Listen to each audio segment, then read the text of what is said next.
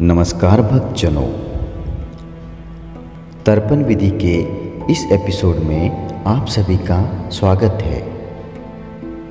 इस एपिसोड के माध्यम से हम जानेंगे कि पितृपक्ष में श्राद्ध या तर्पण की विधि क्या है, नियम क्या है, क्या क्या सामग्री ज़रूरी है और इसके मंत्र क्या है। इसके साथ हम इससे जुड़ी एक लघु कथा या महिमा को भी जानेंगे। तो देर न करते हुए आइए हम शुरू करते हैं अपने इस एपिसोड को और चलते हैं पितृपक्ष के श्राद्ध कर्म की ओर। पितृपक्ष यानी श्राद्ध हिंदू धर्म में एक विशेष महत्व वाला होता है। पितृपक्ष में पूर्वजों को श्रद्धापूर्वक याद करके उनका हम श्राद्ध कर्म करते हैं। श्राद्ध न केवल पितरों की मुक्ति के लिए किया जाता है, बल्कि उनके प्रति अपना मान सम्मान भी हम प्रकट करते हैं या व्यक्त करते हैं। मान्यता है कि पितृपक्ष में पितरों का श्राद्ध करने से हमें उनकी विशेष कृपा प्राप्त होती है और हमारे हर प्रकार की बाधाओं से हमें मुक्ति भी मिलती है। पितृपक्ष में श्रद्धापूर्वक अपने पूर्वजों को जल देने का विधान है और इसके नियम और इसके मंत्र भी अलग अलग हैं। तो आइए अब हम जानें कि पितृपक्ष में श्राद्ध किस प्रकार किया जाता है। पितृपक्ष में पितरों की प्रसन्नता के लिए हम जो श्राद्ध कर्म करते हैं, हमें उस दौरान अपने बाल और दाढ़ी नहीं कटवानी चाहिए। साथ ही इन दिनों में हमें अपने घर पर सात्विक भोजन बनवाना चाहिए। हमें तामसिक भोजन से काफ़ी परहेज रखना होता है। यदि पितरों की मृत्यु की तिथि याद है तो उसी तिथि के अनुसार हमें पिंड दान करना चाहिए, क्योंकि यह सबसे उत्तम माना जाता है। अब आइए हम जानें कि पितृपक्ष में तर्पण की विधि किस प्रकार की होती है। पितृपक्ष में हर दिन पितरों के लिए तर्पण करना चाहिए। तर्पण के लिए आपको कुश, अक्षत, जौ और काला तिल का उपयोग करना चाहिए। तर्पण करने के बाद पितरों से हमें प्रार्थना करनी चाहिए और तर्पण की विधि में हुई गलतियों के लिए हमें क्षमा भी मांगना चाहिए। तो आइए अब हम जानें कि पितृपक्ष में उपयोग होने वाले मंत्र क्या हैं। पहला मंत्र है पृथिव्य स्वधायेभ्य स्वधा नमः। पितामहेभ्य स्वधायेभ्य स्वधा नमः। प्रपितामहेभ्य स्वधाभ्य स्वधा नमः। सर्वपितृभ्यो श्रद्धा नमो नमः। और दूसरा मंत्र है ओम नमो व पितरो रसाय नमो वः। पितरः शोषाय नमो वः। पितरो जीवाय नमो वः। पितरः स्वधायै नमो वः। पितरः पितरो नमो वो। गृहान् पितरो दत्तः शतो वः। आइए अब हम जानें कि पितृपक्ष का महत्व क्या है। हिंदू धर्म में मान्यता है कि पूर्वजों की 3 पीढ़ियों की आत्माएं पितृलोक में निवास करती हैं, जो स्वर्ग और पृथ्वी के बीच का स्थान माना जाता है। ये क्षेत्र मृत्यु के देवता यम के द्वारा शासित होते हैं, जो एक मरते हुए व्यक्ति की आत्मा को पृथ्वी से पितृलोक तक ले जाते हैं। मान्यता है कि जब अगली पीढ़ी का कोई व्यक्ति मर जाता है तो पहली पीढ़ी स्वर्ग में जाती है और भगवान के साथ फिर मिल जाती है। इसलिए श्राद्ध का प्रसाद किसी को देना नहीं चाहिए। इस प्रकार पितृलोक में केवल 3 पीढ़ियों को श्राद्ध संस्कार दिया जाता है, जिसमें यम की महत्वपूर्ण भूमिका भी होती है। आइए अब हम जानें पितृलोक से और श्राद्ध कर्म से जुड़ी एक पौराणिक कथा। इस पौराणिक कथा के अनुसार महाभारत में जब युद्ध में कर्ण की मृत्यु हुई तो उनकी आत्मा सीधा स्वर्गलोक चली गई, जहां उन्हें भोजन के रूप में सोना, चांदी, रत्न चढ़ाए गए। हालांकि ये हम सभी जानते हैं, कर्ण को खाने के लिए वास्तविक रूप में भोजन की उस समय आवश्यकता थी और स्वर्ग के स्वामी इंद्र से भोजन के रूप में सोना परोसने का उन्होंने कारण पूछ डाला। तो इंद्र ने कर्ण से कहा कि उसने जीवन भर सिर्फ सोना और चांदी ही दान किया है, लेकिन अपने श्राद्ध में पूर्वजों को कभी भी अन्न का दान नहीं किया था। कर्ण ने कहा कि चूंकि वह अपने पूर्वजों से बिल्कुल अनभिज्ञ थे, इसलिए उन्होंने कभी उन्हें याद या दान नहीं किया।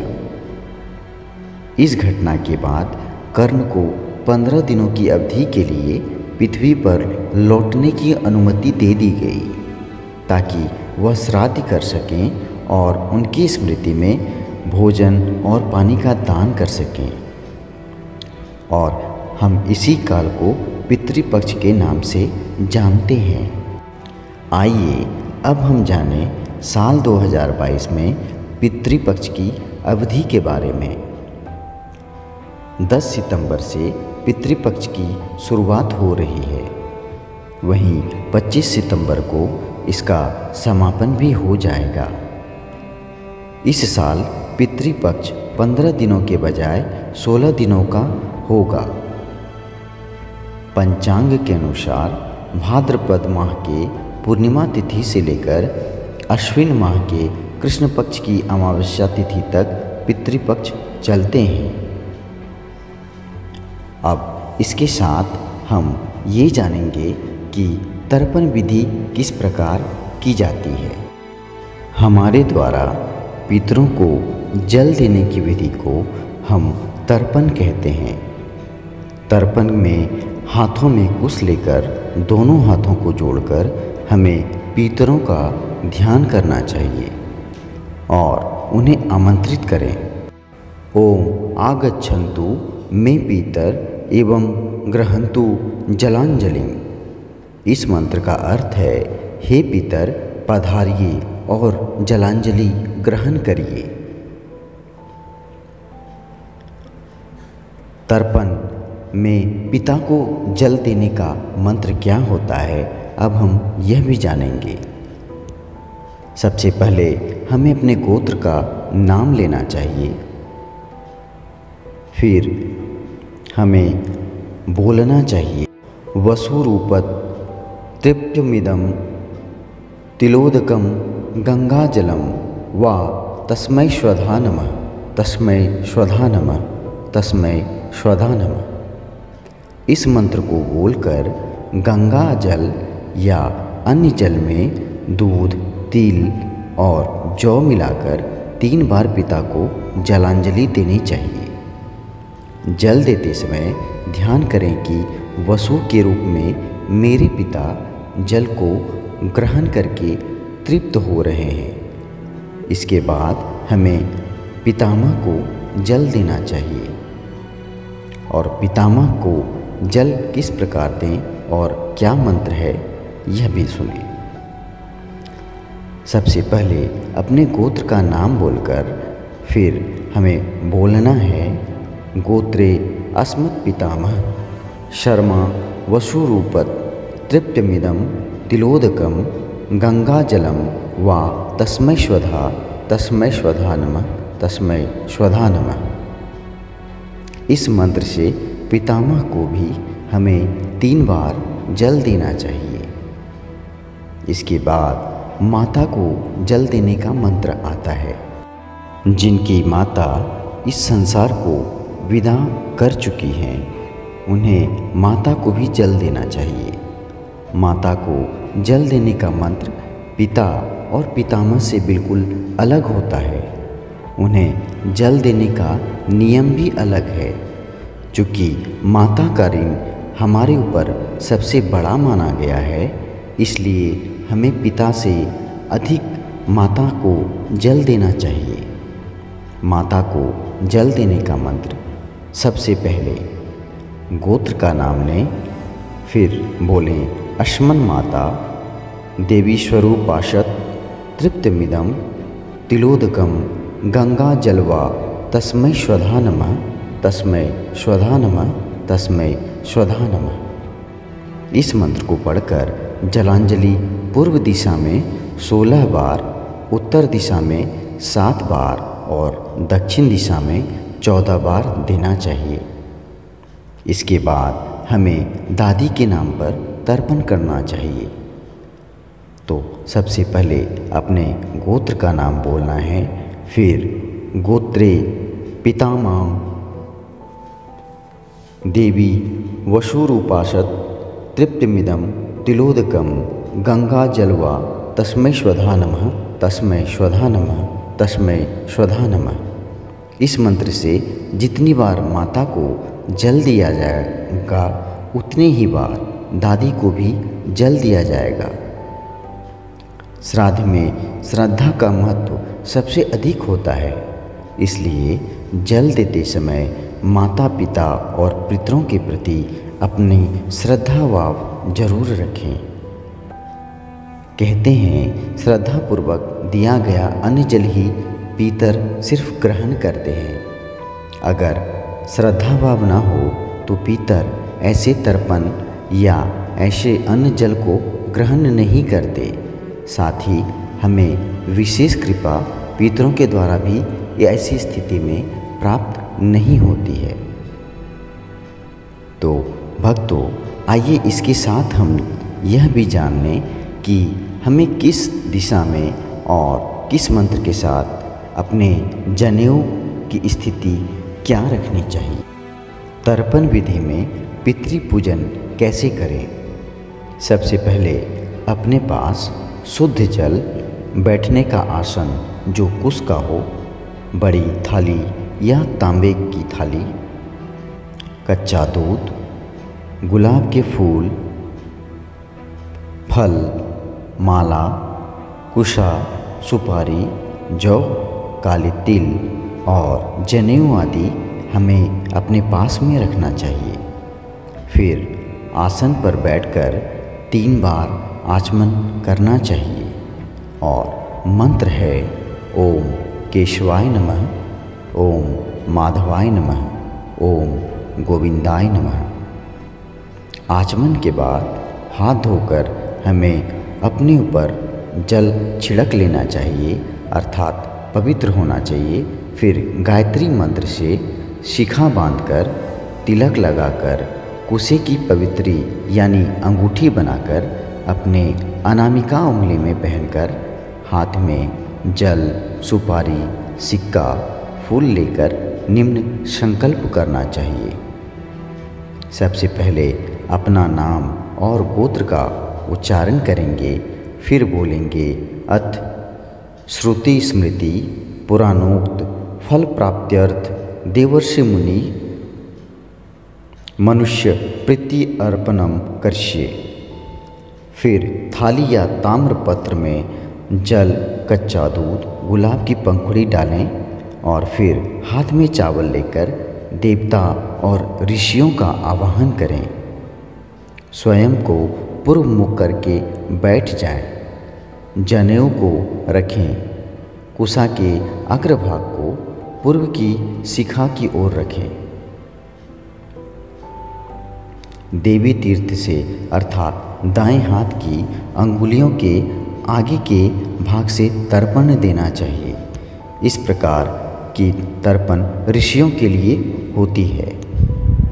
फिर उत्तर दिशा की ओर मुख करके जनेऊ को कंठी यानी माला के जैसे पहने और पालकी लगाकर बैठे दोनों हथेलियों के बीच से हमें जल गिराकर दिव्य मनुष्य को तर्पण देना चाहिए। इसके बाद दक्षिण मुख करके जनेऊ को दाहिने कंधे पर रख कर बाएं हाथ के नीचे से ले जाएं। थाली या ताम्र पात्र में काली तिल छोड़ें और काली तिल हाथ में लेकर अपने पितरों का आवाहन करें और मंत्र का उच्चारण करें। ओम आगच्छन्तु मे पितर इमं गृह्णन्तु जलांजलिम। फिर पितृतीर्थ से अर्थात अपने अंगूठे और तर्जनी के मध्य भाग से तर्पण दें। सबसे पहले अपने गोत्र का उच्चारण करें। पिता का नाम लेकर उनको 3 बार तर्पण देना चाहिए। फिर अपने गोत्र का उच्चारण करें। दादाजी का नाम लेकर उन्हें 3 बार तर्पण देना चाहिए। अपने गोत्र का उच्चारण करें। फिर पिताजी के दादाजी का नाम यानी प्रपितामह का नाम लेकर 3 बार तर्पण देना चाहिए। इसके बाद अपने नाना के गोत्र का उच्चारण करें और नाना के नाम पर 3 बार तर्पण दें। अपने नाना के गोत्र का उच्चारण करके अपने नाना के पिताजी यानी परनाना के नाम पर 3 बार तर्पण करें। फिर नाना के गोत्र का उच्चारण करके नाना के वृद्ध नाना का नाम लेकर 3 बार तर्पण करना चाहिए। अपने नाना के गोत्र का उच्चारण करें और नानी का नाम लेकर 3 बार तर्पण करना चाहिए। अपने नाना के गोत्र का उच्चारण करें और नानी जी की माँ का नाम लेकर 3 बार तर्पण करना चाहिए। फिर अपने नाना के गोत्र का उच्चारण करें और नाना जी की दादी यानी वृद्ध नानी का नाम लेकर तर्पण करना चाहिए। अपने गोत्र का उच्चारण करें। फिर अपनी दिवंगत पत्नी से लेकर के परिवार के सभी दिवंगत सदस्य का नाम लेकर 3-3 बार तर्पण करना चाहिए। परिवार के साथ साथ दिवंगत बुआ, मामा, मौसी, मित्र और गुरु आदि को भी तर्पण देना चाहिए।